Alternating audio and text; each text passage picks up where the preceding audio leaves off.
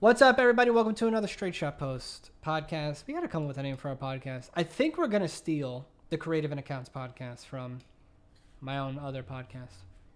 Okay. So we what can keep steal. the branding. Yeah. Okay. So we can keep the same branding and just make life a little easier. But yeah, I think we had a pretty interesting week this week. Grace was out. She went on camping trip. Yeah, what do you call it? You know, shaman, spiritual awakening. It literally wasn't She that. needed to find her spirit animal. We just So. road tripped and camped. I want to do a trip like that. I feel whole, or, the nature made me I feel. don't know. Tell me more. The nature made me feel cured. It's funny because one of my friends on the trip, she was stressed throughout it. We drove down to Virginia, and then we drove from New Jersey. We drove to Virginia, and then we went to North Carolina, and then back to New Jersey. That is like a 7-hour drive, another 7-hour drive, and then a 10-hour drive. She was feeling anxious, my friend, who wasn't driving. There's 2 drivers and then 2, just me and another girl in the back. This girl who wasn't driving had the whole 9 hours just to sit there, and she started feeling anxious and being like, Oh. I should be, she has things going on at home, and she's like, I should be there with my family. I shouldn't be on this trip. I shouldn't be relaxed. I should be focused. Meanwhile, I didn't know that was happening. I found out after, but Punishing I was yourself. sitting This is so human. in this car, just enjoying every second. I just see greenery. I see nothingness. I see cows and horses, blasting music for 9 hours straight. I was just like, this is amazing. I feel a reset. Yo, that's only It was because you're so like good. 5'2", bro. What do you? Being 6 foot in the back seat for 17 hours, F that. That's fair. That dog. girl was like 5'7". Yeah, you probably had your feet up on the thing all curled up. I mean, yeah, the car was filled. sitting I couldn't Indian even. I wasn't style. even allowed to put my feet down because it was so packed. And my feet were just up. But it was so nice. I loved it. I mean, my soul feels rejuvenated. My body's a little wrecked. Now I know when you came back Monday. Remember when I was like, "Are you all right, man?" I think you were actually just really tired. You're so low energy. It was really interesting. I was, yeah. The first night we got so we set up tents. The first night we're on the super hard surface. Actually, we're on a super hard surface all 5 nights. But the first night it was so cold. I've never experienced anything like that. It was like a boot camp. My friend said it was like we got hazed into it, joining a sorority. Hazed into nature. Basically, it started out warm in the tent, and it was like 55 degrees, and we're like, oh, I'm going to wear a t-shirt and shorts in my sleeping bag. It'll be fine. As the night progressed, it got colder and colder, and it eventually hit 40 degrees Fahrenheit. And so we just kept putting on layers and layers and layers. And so it kept disrupting our sleep. And so, it was our first night on a hard surface and freezing cold. By the end, I had a t-shirt, a sweater, a sweatshirt, a jacket, a hat, socks, a lot of stuff. Anyway. That takes me back. When I lived in the Lower East Side, I was a starving artist, of course, like most of us were coming out. I had both extremes. I lived in an apartment where the window was so small for my bedroom that you couldn't fit an air conditioning in it. So in the summers, New York summers, if anyone knows, are pretty brutal sometimes.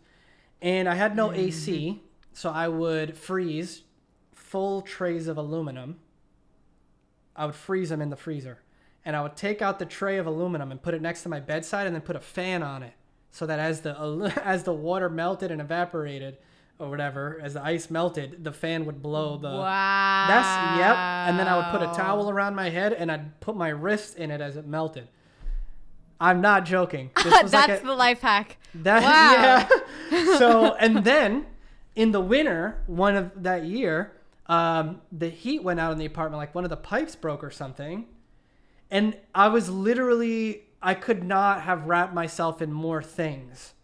I was blown away, and I'm on the inside of a brick building, so I can only imagine what it was like on the inside of a thin tent. But that feeling, Yeah. And my buddy Brian had this happen to him this winter, actually, with his kids. Not having heat, man, I think that's one of the most, or just being cold like that, perpetually, I think that is extremely intense. It's hard. Yeah. It's like the bones. It feels like there's nothing you can do. Yeah. And so, I mean, we experienced not both extremes, because when, we got used to the cold at the mountain. So then the next night we all knew how to dress. And also we reoriented our bodies in the tent so that we can trap heat amongst ourselves. And so that worked out, just to sleep closer together. And then we went to the Outer Banks in North Carolina. How many? It was 4 girls? 4 girls, yeah. We got a tent for 4, but it could have fit like 8 people in there, 8 of us. Anyway, so I think that's what kept, the air was flowing and it was cold. But we went to the Outer Banks beach area. The ground is a little softer because it was sandy. And then it was humid and hot all of a sudden, so it's like adjusting to that. But then the last night, before I came, it's not the night, it's like 2 nights before I came back to work. But anyway, the last night, the wind was so bad, and I don't think we dug our tent in as well because it was on sand. On ground it's very secure. Yes, it was on softer land, yeah. The thing was blowing, like, I was sleeping, and it was literally, like, slapping me, like, it was going in and out, and I had the worst dreams. I had dreams about death. I had dreams about murder. I was so scared. It just felt so unsafe, not having walls. It felt like someone was going to come. And it was a campsite full of people. So I was like, I'm going to die tonight. And it's just disruptive to hear. So I didn't sleep at all the last night. So I was so tired when I came back to work. I didn't have to come back on Wednesday. Yeah, you didn't. I had requested out of office until Thursday, but I came back on Wednesday. Wednesday, you were a little bit of a zombie, though. Now I know, because I was kind of like, are you sure you want to come back? You're like, yeah, I'm fine. I was like, okay. I wanted to, transition. And it was such a chill day. The whole day, you were just staring at me like, yeah. Yeah. No. Are you okay? Yes. Oh, you asked me if I was okay yesterday. Whatever, yeah. The day after. But, so funny. I don't know, camping, I'm definitely more of a cabin guy. Nature's great, Cabins don't get me wrong, nice. But my family, we used to do it a lot, and now it'd be more like day trip, hiking, camping, not camping, hiking, and if we're gonna stay, we'll do a B&B or something like that. I know, honestly, I think the toughest aspect for me, again, I know you'll fight me on this, but because I'm an introvert, I felt that too much time around people. Too much time, yeah. Really? I around these girls, or just like. Yeah. Oh. Around these girls, like, I am a person who, but just to be clear, immediately comes back and books her whole weekend out the next weekend. I'm just okay. So there's a reason why I feel the way that I do, because you're like, God, that was so draining. Let me do it again tomorrow. You're like, okay. Yeah, no, it's so fun. It's more like I'm having fun and I'm content, and I just want to be allowed to be silent. So I told them, I was like, guys, I'm being silent here.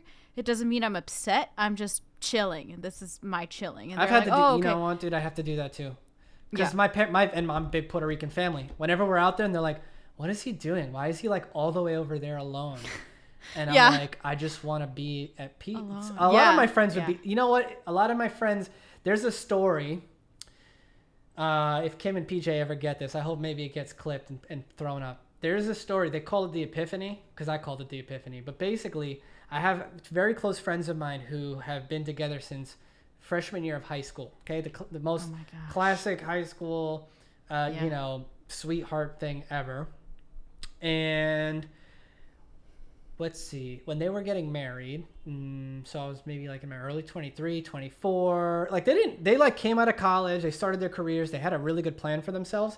But when they were getting married at the hotel at the end of the night, a couple of us were outside the hotel smoking cigars. And then it was that time where they get in their car and they drive off. And basically, I just sat there staring at them, and they drove off. And I just sat there enjoying this cigar like it was my last fucking breath. And slowly, everybody said that they just looked at me, and that wherever I was, they didn't want to bother me, and they just left me out there. Like they were like, he's having Wow. something's happening. An epiphany. And they're just like, I can imagine from the outside, they were just like, yo, I don't know. He's got a look in his eyes. Let's just back away slowly. That's so funny. But I remember telling them like, yeah, I had a moment. It was a life moment, right? Like the end of an era. Mm-hmm. Like that was it. Not like party's over because we still have a good time together, but like this was the beginning of this next phase of life. It was definitely like a marker.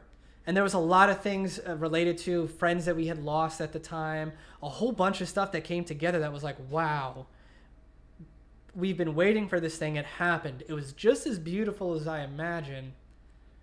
And yeah, apparently I was out there because like for me, it was like a minute, but they were like, dude, you were stood out there for like 45 minutes. Wow. Just sipping on a scotch and having the cigar. No one are fucking around. It's the most INTJ thing ever, right? I was just in my head, nice. man. I would love that. Oh my God. And so like the thing is I love those moments. Yeah. But we were talking about how like I think those are the kind of things though that make it hard for people to want to reach out and hang out with me, you know? They're like, I don't think he wants to see anybody. But which most of the time I don't. But you know, I'm starting to get to a place in life. We had a call earlier this week with an awesome guy. Shout out MK. I hope we become really good friends. I really do. Who was the first person in a long time that I was like, made me feel not necessarily alone in my. Did he say it was in an my INTJ craziness. too? I don't. I missed. He's he didn't say definitely an that. extrovert. This Oh, guy yeah, is one of yeah. the most charismatic human Maybe beings I have ENTJ. met in my life. The story is very simple. He's an actor from. I didn't ask him where he was from. I mean, yeah, what obviously is he's his from accent? England. He's British, Yeah. but like I don't know Oh. exactly where in England. But basically, I met this guy once at like an independent. Like he was acting in a friend's film, and it was like a house party type thing. It was very casual, but his presence was so. He's just one of those people that you were like, dude, I'd kind of like roll with this guy. I don't know anything about you. You could be totally messing with me, but I kind of would just roll with you, you know? Yeah. He just had the room. Hilarious. Just like inside, like just, I don't know. He's one of those guys. A couple of years later, we were friends on Instagram and I followed him. And in the pandemic, and I wanted to say this on the call, but I didn't. The reason why I started following him on the pandemic, he did one Instagram like reel where he was cutting his girlfriend's hair. And he accidentally like snipped her ear a little bit. Oh. It was I don't actually even know if there was a story, but like literally whatever happened in that video, I clearly remembered it and was like, and then I just started following him, and he just launched a little production company. He's got a hoodie that he's selling, and I just immediately and I saw him post like, I'm getting obsessed. I'm changing my life. Like that, me and him might have had the same kind of thing happen in the pandemic where we were like, F this, I'm going to try as hard as I possibly can. I'm done with the rest of this. I'm going to go until I can't because I only could do this once and blah, blah, blah, blah. Like I felt like we both must, that same switch flipped, but it's very rare. And I feel pretty alone in general about that. Not lonely necessarily, but like, as you know, Grace, every time we go out, it's not like there's that many people. I end up getting looked at almost like an object or something. They're like, whoa, this guy, he's so, I don't know. But when I have conversations now, I'm like definitely an other. And they like almost look at me like I'm the weird guy doing the life hacky experiments. And so I'm more intriguing than anything else is what it feels like. See that? He was the first guy that we had a great conversation with. I was like, yes, the names you say, the names are the names I say. You know what I mean? Where you're getting your knowledge from, I'm seeking it from similar places. How we feel about our bodies and our future, it's like, you know, doing different things, similar field though. So I feel like there's a lot that we can definitely teach each other. But what an interesting conversation that we had with him. So yeah, I definitely wanted to talk about that this week, and I'm glad to get it out. But yeah, man. Yeah. What else happened while I was gone? While I you wasn't were gone for that long. Only 4 days, but a lot can happen. for I was work days. expecting A lot like did actually happen. Usually I come back from a vacation and it's like, all right, you know, this thing got destroyed, this thing, you know, it's like bad, but this time it was chill. Nothing crazy happened. The interns happened, you know, so we did Oh, make yeah. a new soft rule. No manager can leave on the week of the interns coming in because it was extremely overwhelming. But the reason why nothing it felt like nothing happened is because I was very busy with that thing. So like nothing did happen because only one thing really happened, and I was doing it. So like I did it. I got all the interns onboarded on the thing, sat with the managers, and it's just work. This was a week of actual work. I felt like on this side and on the studio side of like get into Asana, redo all the templates. It was like that. That was my life. Do you think? Because I asked you to do the Asana once, and you were like, "There's no way I'm doing it," but I was gone, and then was it like you had nothing to do, so then you just did it, or like I don't know. I was like, I feel like me being gone was a good thing. It was like it looked productive when I was gone. I don't necessarily agree. I think it's better when you're here. Just, I guess I'd say that in general. I think you're great. I think you're great at your job and stuff like that. And I think you help move the company forward. But I think what does happen when you're here is I get distracted because there's a lot of things, little things. When you're not here, what ends up happening is I just ignore a lot of that and pick one or two things. Like, if you notice, I didn't do half the shit that you put on my schedule, right? Yeah. But I did take a lot of time to do one or two things. And I do like that because it feels like I actually get somewhere. And in particular, when it comes to Asana, what it really is that right now we sort of have like a producer in training. And I guess what really happened is I realized it's not her fault. She's just like in way too deep. And I realized that like what I was asking wasn't getting done. That's why I went in, because I was like, not in a bad way, but it was like she was limit tested and she's not there yet. She cannot make these templates. She's not there. So I did. I was like, forget this then. And I thoroughly did it, and then I thoroughly taught it to everybody, and now they have a place to go from, and I think it made a big difference, and I can see how grateful she was that I did do it. But the real trick, I think, was actually just saying, this is all you're doing today. You can go deep. And then I did, And I think there may be some value to that, Grace, as far as how we look at scheduling things out. I understand there are things I have to be reactive to, but really being able to be proactive about some things for longer periods of time than like 30 minutes here and 30 minutes there, I think can be really valuable, depending on what it is. And right now, because this is a big shift in the company, new interns are coming in, some people are leaving, it seemed very much like, I think that was the other thing, Grace, also, was because there's a transition of management. I was like, I need to make sure this is set up the way I want, because it's been being run a certain way. And I was like, if I'm getting involved, I need to make sure it's identical to everything else. And it wasn't, And of course, that's because, the kind of phrases you'd hear. I'll share this. I was speaking with our producer, and I had said, use this particular calendar from our Snap department as an example. Well, when I went and looked, I was like, this looks nothing like the Snap calendar. So I hit her up. I get on a call with her. I'm like, dude, I'm going to make this template. And what happened, right? And she's like, well, somebody else showed me something else, and I thought that looked better. And I was like, So, new rule. Don't listen to anybody but me. This is the new rule, And I said, I know this is counterproductive to don't let me get in your way, because we have a lot of beautifully contradictive rules at the company, but the rules are contextual to the person.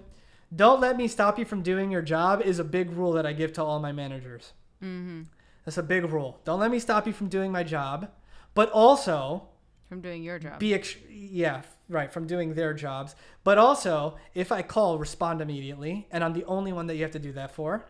And number two is if I tell you something, and then I always do it so that they understand try to hit them in an emotional place. I'm like, do you not believe in me?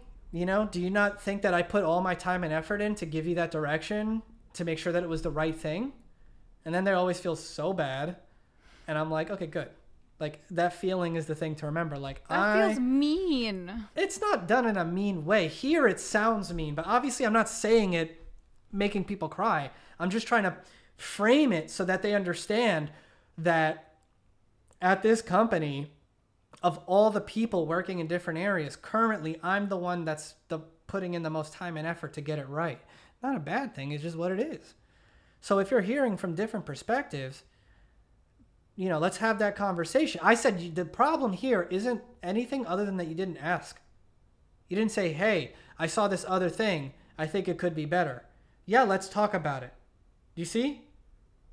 That's what I mean. So you kind of disrespected my opinion on the thing, assuming that their opinion is better, which I think is a little silly given where the company's at right now. As far as like who's here and what they're working on. And so I think framing it that way helps people understand like, oh, yeah, I should, even though he tells me like to just go forth and forge my path, like discussion. When was discussion erased from that? Right? Good discussion. And as you know this, Grace, because I was just talking about one of the things that I miss the most about you not being here is there's nobody to mentally spar with. It's either, because there's a lot of new people here, they haven't gotten to know me well enough, it's either, what does he want? Let me try to just figure out what he wants and do what he says, which I hate. I'm always like, just ask the right question, come up with solutions. That's what I want. I want the best solution, and we're here to figure that out as a team. So it's either that, or they overcompensate, and they're like, I need to do everything on my own. But then when you come back, finally somebody's like able to stay with me, throw out suggestions, but also ask me my opinion and have that back. I get both. You know what I mean? Mm-hmm. I mean, I'm realizing the way that we operate our company, it really does take time to adapt. Like a lot of repetition and time to adapt. And it's hard for me.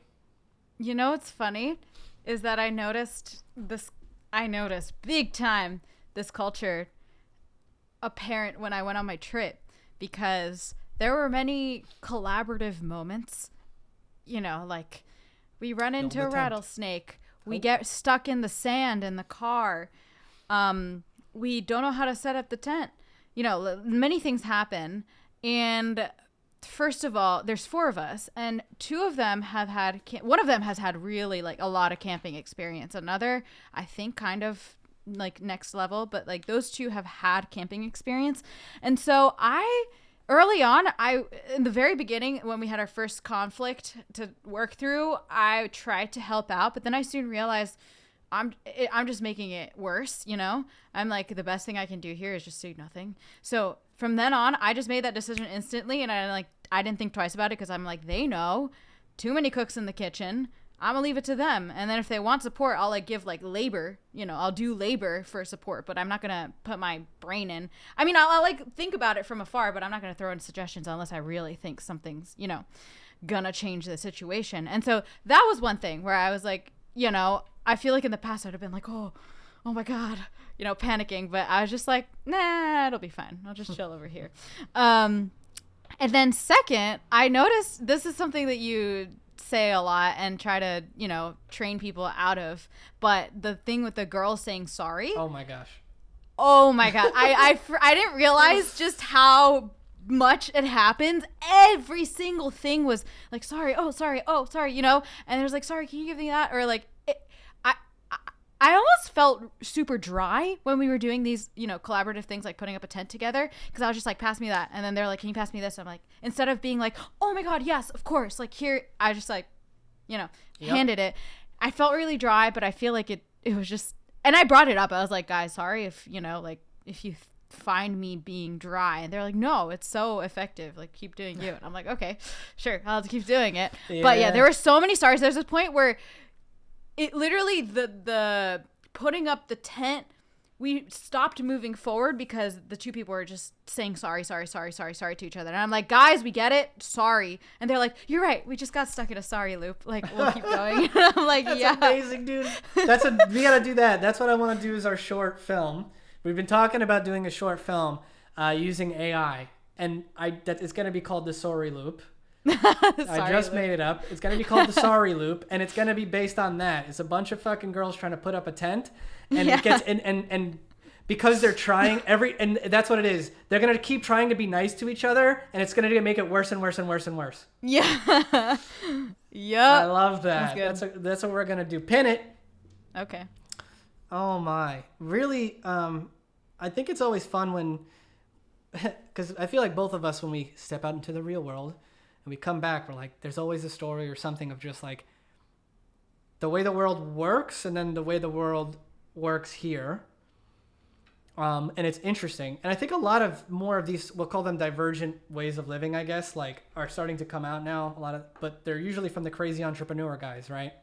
So I'm curious to see what's going to happen as we go forward. But new interns, fresh blood at the company, really excited to see how it goes. I feel already they're starting to understand. We've created this safe space for them, and now I'm really curious to see what 3 months in this environment can do for them. As I always am, it usually ends up very good. So I'm excited for that. So you're back. Yeah. What's the biggest takeaway from that trip? Would you do it again? Actually, that's the first question. 100%. Oh, you would do it again. 1,000%. If I could go next week, I'd go next week again. Really? It was so much fun. It was so fun. I think that being put out there in the world and having these it's not near death experiences, but just having these challenges, hard things come up and having to overcome them, and then getting to a big one was getting to not have any schedule. We had no schedule whatsoever. I mean, it was like a loose one. Oh, we're gonna go to this place today, but it was never no rush. We were all so chill. We were like, we'll wake up at around this time. We'll go around this time. Like, no one ever got upset about anything about time, and that was much needed, because I feel like I live my life. It's like every minute is planned here, so it's so nice to just get to literally do the opposite, where it's a lot of challenges that I don't face in the day-to-day, and then no schedule. Wow, I love that. Yeah. Well, that's good, man. All right, let's wrap this bad boy up then. Thank you so much for sharing this week. I know this was pretty Grace carried this one. Appreciate it. Welcome back. Thank you. All right, guys. If you made it this far, thank you so much, of course, for watching. Don't forget to like and subscribe. It means a tremendous amount. And as always, work hard, be nice, and keep changing. Thank you very much. We'll catch you next week.